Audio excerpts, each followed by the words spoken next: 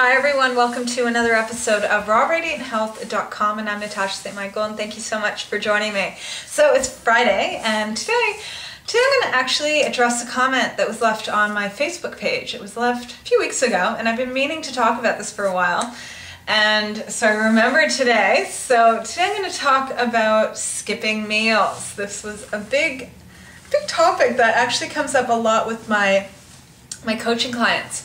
A lot of people go through this where they've sort of come into sort of the tendency or the routine or the habit to be skipping meals, especially skipping breakfast. This is a huge one, and doesn't matter where you live in the world or what you're doing, a lot of people end up skipping their breakfast. A lot of times it's either because they're in a rush and they're on their way to do things, or for other people it's just become a habit and this is what they're used to. And I have some issues with it. I really don't recommend skipping breakfast. Out of any meal of the day, I believe breakfast and lunch are the most important, okay? If you're going to skip any meal of the day, it would be dinner. It would not be skipping the breakfast. Just because the main thing is that during the morning and the afternoon, that's when you're most active. That's when you're getting up, you're moving around, you're going to work, you're going to school, you're tending to your family, you're doing things. You want to fuel yourself and you want to burn that food off as well. If you're skipping that meal in the morning, usually you'll compensate it either by overeating your lunch or overeating your dinner. And normally it's most people, I see this a lot where most people have the biggest issues with either binge eating or overeating or emotional eating or late night eating in the evening. It's usually coming from skipping their breakfast, or that's one issue, okay? A lot of times there's a correlation between that because it's almost like they're starving all day, and then at the end of the day they just can't handle it anymore. They're hungry, so they sit down and have a meal, and then as they start eating, they just want more and more and more and more, and they don't know where it's coming from. They can't even, it's like just being slammed with this sensation like they need to eat and they cannot stop.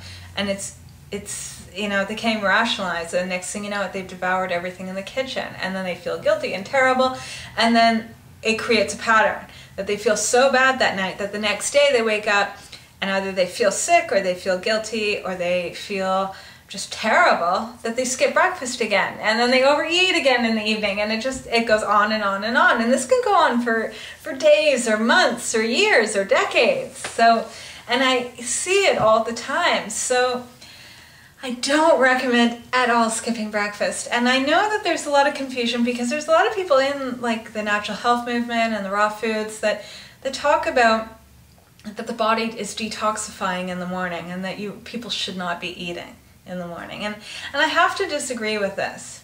Okay, there's one end of it that I understand where they're coming from when someone says the body is detoxifying first thing in the morning, you shouldn't be eating. And it's because our body is detoxifying from a fast that we do every single day. Everyone fasts every day or every evening, okay? Like after you have your dinner and you stop eating for the day, and you go to sleep, you're not eating, you're doing a fast, and you do that overnight to the next day until your first meal of the day. And usually on average, people are doing a daily fast from anywhere from 8 to even like 12, 16 hours every day, okay? And I really suggest that people should try not to eat for at least 10 to 12 hours every day. So they're from the last meal of the day to their first meal of the next day, there should be a 10 to 12 hour period of time where they're not eating at all. And so that time is used to digest the food, to assimilate the food, to break the food down, and then also for the body to rejuvenate and regenerate itself while it's sleeping.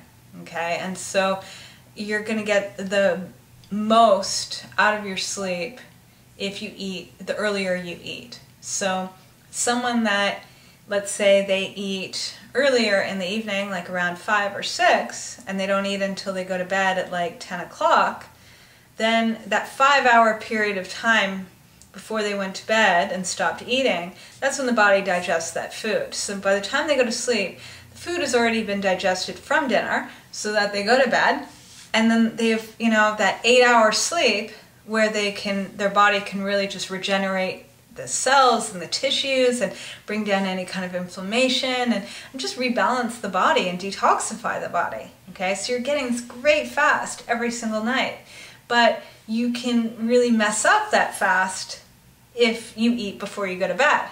Okay, like a lot of people eat late night, right? They eat at 10 o'clock and they have this huge pizza meal and then they go to sleep.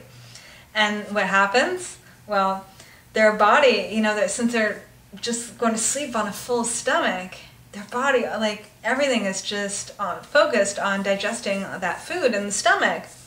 And since they're not moving around and they're not sitting upright and, you know, they're just sleeping, their body is just focusing on digestion. And so for most of the evening, they're just digesting that food and not working on regenerating the body and the cells and the tissues and rejuvenating you. You know, it's just digesting.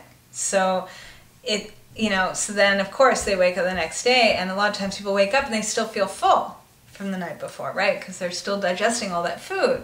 So the whole issue is that if you really want to get the most out of your sleep and really make that rejuvenating, you want to eat early and you want to have that 12-hour fast or more, okay? And so that you wake up the next day and your system is clear. You wake up, you've got an empty stomach and you're hungry. And then you eat breakfast, you know, but you've already gone through your detoxification while you're asleep. So that's why I disagree with, like, a lot of times, you know, when they say, oh, well, you know, the body's detoxifying between 6 and 10 a.m., don't eat anything until noon. Well, a lot of the people end up doing is they won't eat anything till noon, but then they'll stop eating around midnight. So of course their body's going through the cleansing and detoxification at 6 a.m. to 10 a.m. because it needs that extended period of time to renew itself. So I don't know. My whole view is to have your breakfast, have your lunch, and have a light dinner, you know. And if you were to skip any meal, skip your dinner. And it's all right to wake up and be hungry. You know, for me, I have a light dinner that I always wake up every morning. I jump out of bed and I'm ready for the day. I wake up, I'm hungry. I want to eat. I want to get going. You know, it's like, and that's what gives me that energy, that fuel to get up in the morning. The worst is when you eat before you go to bed. The next day you wake up and you don't even want to get out of bed. You just feel tired and groggy, you know, so it's a big difference. So for people overall, for people's mood, for their sugar balance, for their energy, for everything, you got to eat proper meals, and you got to feed yourself during the day, because that's the fuel you need to be able to function all day and to burn it off. And so you don't need much food in the evening. And you'll just notice that, like, you know, I know a lot of people are really fearful that if they eat too much in the breakfast or the lunch, that they're going to eat too much in the dinner and they're going to gain all this weight.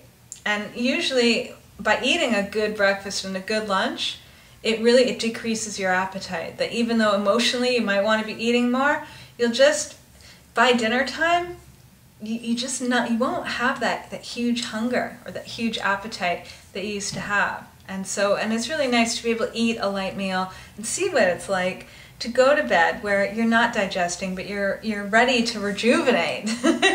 So, you know, try it out. Try and switch things up. Try and have that breakfast and see how you feel. Do it for a few days and, you know, and come to your own conclusions about it.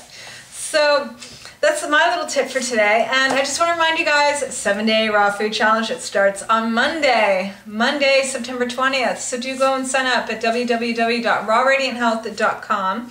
And it's going to be fantastic. We got people that participate from all over the world. You get recipes, menu planner, online forum to meet everyone and ask questions, and daily videos for the 7-day challenge. So you get walked through everything you need to know about raw foods and nutrition and natural health and all sorts of great stuff. So do go and check it out, and I'm wishing you guys a fabulous weekend, and I'll see you on Monday. Bye!